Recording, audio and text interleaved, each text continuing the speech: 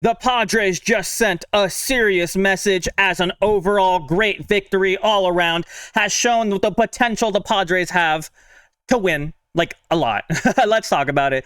Hi, welcome back to another episode of Padres Digest with your host, Andrew. Today we watched a very good game until the end, but that's okay. The rest of it was still really good, and I think it sends a serious message to the league that we are dangerous. And then, we're playing the Giants, Dodgers, and a lot, actually. We're playing them a lot. Oh, no, sorry. Arizona, and then the Dodgers and the Giants a lot. So this is going to be the proving ground. And I think this message that we just beat the Cardinals, who aren't like a horrible team. I know they just sold, but they're not a horrible team, right? Anyways, my point being, we look dangerous. So let's start with our AJ Cassavell recap. Final, Padres 7, Cardinals 3. Dylan Cease pitched 5 dominant innings. The offense blew that game open. The things got dicey late, but the bullpen had enough firepower to lock it down. Pretty much everything the Padres envisioned when they pieced their deadline together. So it's been looking good, right? Moving on. Shout out Dylan Cease. 5 quality innings of 1 hit ball with 0 runs allowed. Could be huge for the team if he turns it around the stretch.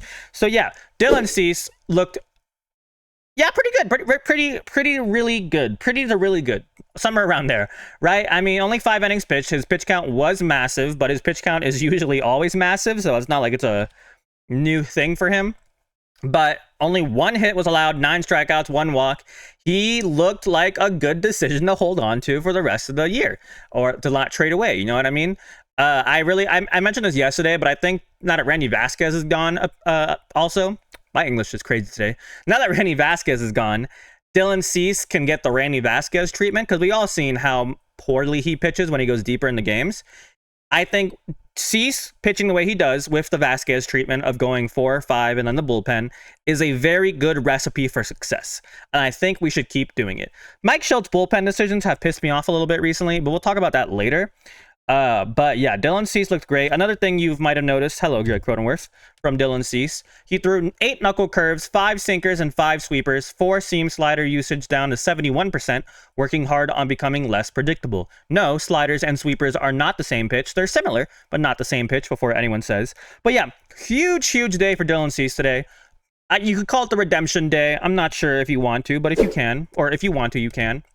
But yeah, you can see his previous starts, right? I mean, I accidentally cut off the part where it says earned runs and all that, so we're gonna have to guess what's what. Let's see, that's the hit, and then 0-0. Okay, yeah, so not a great game. I mean, okay game, 3-2-1, and then, yeah, I mean, had a good game, bad game, good game. If we continue that trend, I don't think that's a horrible thing. We just need people to give us opportunities to be in the game, right? The offense is proving now that it can get hits. I know that the runners in scoring position today wasn't great, but I mean, we are producing, right? We are producing. We're tomorrow, or I guess, do the Arizona Diamondbacks have good pitchers? I don't know. I mean, this one 5'11", right? But we'll see, right? My point being is that we're gonna face better pitching down the line. But I think we have enough weapons on this offense now, especially with all these trades, that we can be successful. But I'll talk about the offense in a sec. I want to come back to pitching real quick. Padres being able to use Jason Adam in the 6th inning is just an insane thought. That guy would be a setup man or closer on basically every other team in baseball. Incredible to think the Padres have 3 better options than Adam to use in the 7th, 8th, and 9th.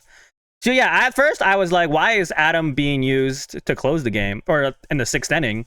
And then I was like, oh, wait, because we have the most stacked bullpen in the entire league. So, like, we used to put Moraone out in the 6th, but now we can use Moraone and Adam. So it depends on matchups. So it is insane how dangerous we can be. Genuinely how dangerous we can be. But then Jeremiah Estrada, one of the best innings almost of all Padres time. Almost an immaculate inning. Estrada with a dominant inning, as you'll see. He threw 10 pitches, 9 of them were strikes. The only ball was a splitter that looked like it painted the corner too. Only one Padre has thrown an immaculate inning, Brian Lawrence in 2002. Estrada nearly joined him. That would have been big. We'll count it in our hearts, but we won't count it in the books. Let's put it that way, right? And then the game kind of almost fell apart at the end. Moraone, best reliever in baseball. Bad outings happen. He's literally like top 5 reliever in the entire league. Listen, he hasn't allowed an earned run in like, 2 months or something like that? I mean, I have it here. I assume, wrong one. I assume I also forgot to put in the earned run thing. Yeah, I did. Good job, me. I am fantastic at my job. But if I'm assuming correctly, yeah, 4.22. Yeah, so Look at all the zeros and ones.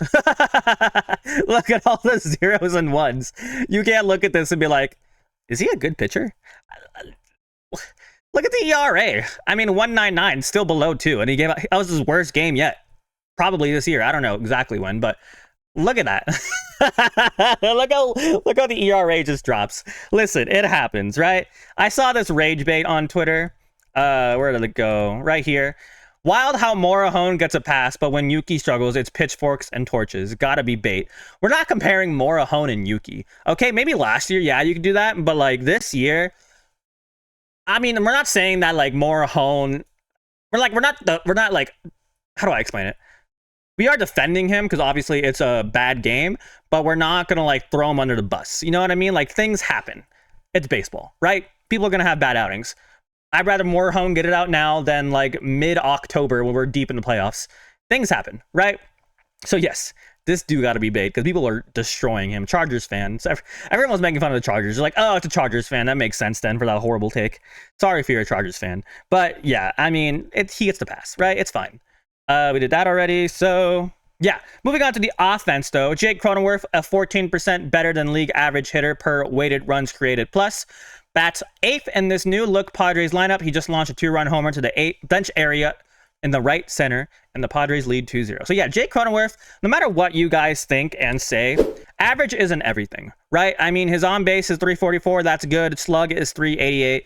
I mean, good could be better, obviously, but he's not a slugger. It doesn't have OPS listed on here, but his OPS, I think it was like a 700 or something like that. So yeah, average isn't everything. It doesn't look sexy, but it's not everything. I still think he's a plus player for this team, not just for hitting, but like everything, like I've said before, defense, the dog in him, you know what I mean? So love seeing Jake Cronenworth. And then one more picture, and I'll talk about the rest of the offense. Padres hit the deadline with the worst OPS in the majors from the bottom third of their lineup. Today, they've gotten homers from 7 and 8, Cronenworth and Laureano, and 2 for 3 with a walk from 9, Fermin. Cannot overstate how different this newly lengthened lineup feels. So yeah, this is exactly what we needed, because now we don't have to, like, now that everything's more evenly laid out, we don't have to rely on our top 4 being constantly consistent, right? We can have people have bad games as long as other people are picking up the slack, right? Because before then, it was Brooks and Diaz and Maldonado. Well, at least a little bit while ago, Diaz and Maldonado have hit better. Now that Maldonado's gone, doesn't matter, but they have hit better. But my point being is that we had to rely on the top hitters getting good hits because we knew the bottom of the lineup with Brooks and them would fail. But now we can rely on the entire team because O'Hearn and Laureano were probably, I don't know exactly, but they were probably batting 4th and 5th in the Orioles lineup. And now they can comfortably sit 6 and 7 and still produce. You know what I'm saying? So this is exactly what we needed, and it's great, right? I mean, Arraez didn't even have that great of a game, but his impact was so minimal because Machado too, actually, because people like Merrill or Laureano, Cronenworth, even Fermin, like pick things up for them. So now that we have a balanced lineup where people can pick each other up, and it's a really good righty lefty split all across the board, like righty lefty, righty lefty, righty lefty, righty lefty, righty. I don't know how many that was. I wasn't counting, but you know what I mean? It's a very even lineup now, and I really, really love that we did that for us, for the team, or AJ Preller did. You know what I mean? Anyways. Yeah, I think that's pretty much it. I forgot to mention this. I don't know why, but I laughed so hard at the final out when Mason, was it Mason Win? I think it was Mason Win. Can I even check that? I don't think I can. Let's see, Mason Win. Yeah, it would have been Mason Win. When he hit the ball and Suarez just catches it, and then Mason Win's like,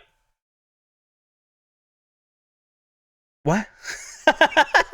That was so funny. I was laughing. I guess I didn't mention this. I don't love how Mike Shildt kind of left Moraone out there to die. Yes, you want to dig yourself out of the hole, and Moraone did look pretty upset.